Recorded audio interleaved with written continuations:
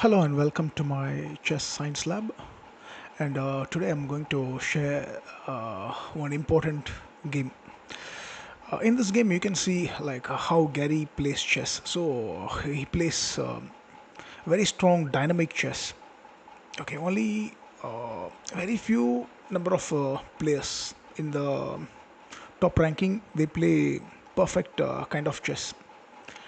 And there are few players like Gary, but not much, only few. And such players are very flexible. They are even able to play against the strong algos also. So they are ready to play any opponent. So they have a great understanding. And in this game, you can see few ideas how Gary deals the threats. Okay, it's very instructive, and this game is played by Gary, and his opponent is Boris Gelfand. Okay, very strong grandmaster from Israel, and Gelfand has won almost all the top players at least once in his lifetime. But with Gary, he has not won any game. They played so many games, but he is not able to win any games against Gary because Gary is quite exceptional. Okay, so in this game, you can see how he plays. Okay, you can observe this. Now, Gelfand is playing black, is threatening to push pawn to a4. So this bishop has no good square to go. So this mobility problem. Okay, but the way he balances is very instructive. He never plays c3 or a3. He plays knight to f4, very strong. Okay, so allowing a4. If they play a4, what is coming here? Can you spot it? You can think. Now the bishop on b3 is lost anyway. But then there's a counter-attack. So bishop takes g7. It's a very strong counter blow. Okay, so now they have to take. And then knight goes to h5. And if bishop goes to f6, then knight takes king h8. Now the pawn chain is also broken. If you see, the pawn chain is also broken. There's no pawn on g7. Okay, so h7 is a vulnerable point. So we need to attack. So we can play queen h4. Okay, queen h4. The point is after h5, we have chance to enter the dark squares. So queen to g5 followed by queen h6. There's no defense for queen h6. So this is completely lost. Coming back to the position. Okay. So Gary plays knight f4. So he allows black to play pawn to a4. And now Gelfand plays king to h8. Okay, now you can see the bishop on h6 is hanging. And also a4 is coming. So both the bishops are in trouble, right? Okay. So now how to balance it? You can think for a moment. Gary plays bishop g5. The power on the light squares is too much actually. If you see, the power on the light squares is really too much. Okay. So if they take on g5, we can take knight takes g5. So now you see the power on the light squares is really too much and the defense is very less. Okay, and if they play a4, first we can play queen to h4. This is very strong. And if they play something like h6, we can sacrifice the bishop. So this is the way to go. And if they take, no problem, we can go knight a6. This is very strong. Okay.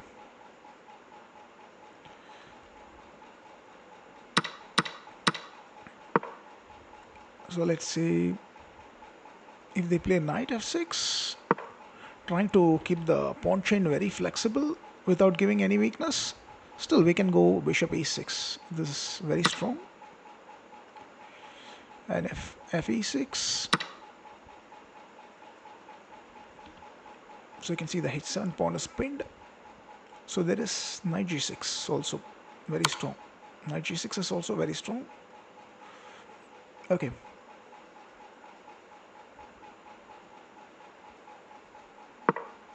so you can demolish the pawn structure like this. So this is one among the many ways to win.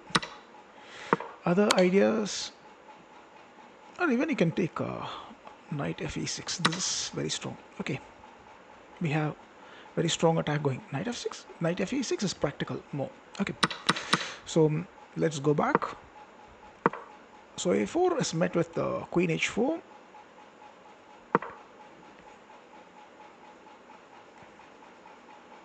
So let's say they play h6 first. Now the knight is hanging and a4 is threatened. So now how to deal this? You can see the light squares are weak as I mentioned. So more light squares are going to be exposed now to attack. So bishop e6 is the right way to go. fe6 you always have knight e6. That's one simple way. And if they take this, you can see we'll push the king into a pin. So queen h3, king g8, knight g6 is quite instructive. So I see we can play knight g6. This is one way to go. So the attack goes on. Otherwise, you can even play knight g6 directly. This is too strong. And if they go king h7, I mean king h7, we have queen g5, f8 is hanging, and the main threat is queen is coming to h5. This is very strong. And if they go king g8, then we have knight e7 leads to mate. Queen h3 mates. Okay. So h6 is not really possible. Okay, so bg5. Okay, now we can see what happens if they play pawn to f6. Let's say they play pawn to f6, attacking the g5 bishop, at the same time threatening a4 to trap the bishop on b3. Okay, now you can see quite a lot of light squares are vulnerable, right? So the right way to go is bishop takes e6, and if they take fg5, can you spot a mate? Mating attack, very strong mating attack. Now we can make a knight sacrifice to expose the black king. Okay, so we can go knight to g6, check, and then they have to take, and we have queen h3, leads to a beautiful mate. Okay, so Gary plays bishop f6, I mean bishop to g5, and Gelfand is also a very strong positional player, so he doesn't make this kind of pawn weakness. Okay, he's also very good in handling the pawns. So he played knight to f6. He didn't commit any pawns to any squares. He's just keeping the pawns more solid. At the same time, he's attacking knight e4 and threatening a4. So solid play from Gelfand. But white plays more aggressive here. And white's king side forces too much. Okay, and Gary demonstrates it clearly here. The weakness of the black king and the vulnerability in the position. Okay, so how to play against this threat? So now Gary goes queen h4, very strong, because if they go a4, we are not going to move this bishop. Okay, we are going to create a strong counter. So knight h5, very strong, and if they take, we can just take knight f6, threatening a mating attack. So if they take, we can take, they take, we can take, and if king g8, we can go knight g5. Okay, knight g5 is easy because the h7 pawn is very vulnerable. Okay, let's say if they play bishop b5, we can just go queen h6, and if they try to use the 7th rank defense, we have a tactical shot, queen takes f8, king takes f8, and then knight e6. So wins huge material. Okay. Okay, so a4 is not possible here. So Gelfand plays bishop b5, attacks the rook. Okay, so here normally rook fe1 is good because this rook is joining the attack anyway. So rook fe1 is good, but Gary, this approach is so professional here. So he goes for the light squares, and he clearly understands the vulnerability of the light squares, and he's too strong in this. Okay, his judgment is really very powerful. Okay, so what he plays is knight to d4, knight d4, again attacking the bishop. So if bishop captures on f1, can you see what is going to happen here? Very strong attack on the light square is going to come now. Okay, knight d6, strong, fe6, and then bishop takes e6. Now the threat is knight g6. Knight g6. Knight g6. You can see the king has no mobility, so knight g6 is coming. And if he plays something like g6, we can go knight takes g6, and if king g7, queen h6, mate. Okay. Okay. And if they try h6, we can just open the position by capturing the pawn on h6, because if they take, we have queen h6. And after knight h7, knight g6 leads to checkmate. Very strong attack. See? So knight d4. For bishop b5, knight d4 is too strong. And Gary plays that. Amazing, isn't it?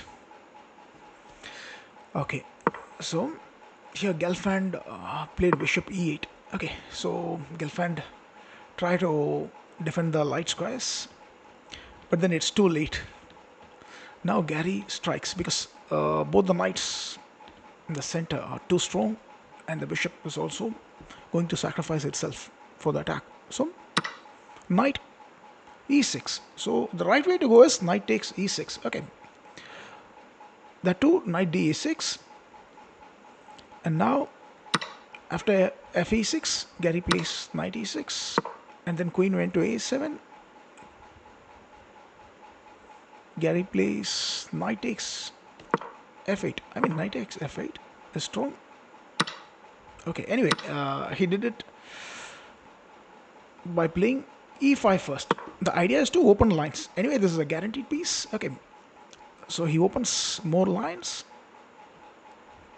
and Gelfand took, and Gary played knight takes f8, bishop f8, and then bishop takes f6, gf6, and you can see we have a strong control over the g8 square, and then these pieces are not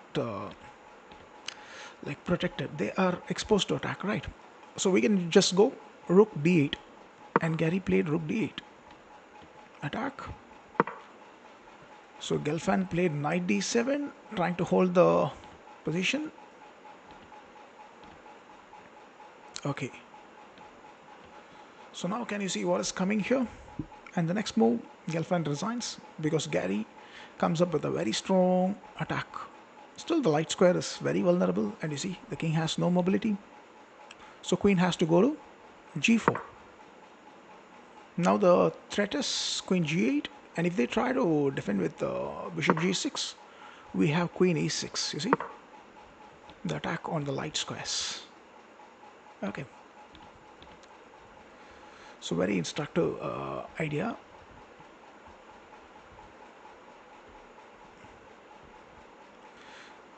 You can see this attack is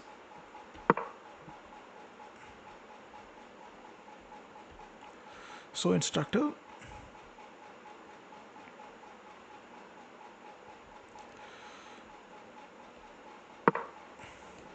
And there's no defense at all, and too powerful. Okay, So I recommend you to go through this lesson many times until you get a very strong understanding about the light squares.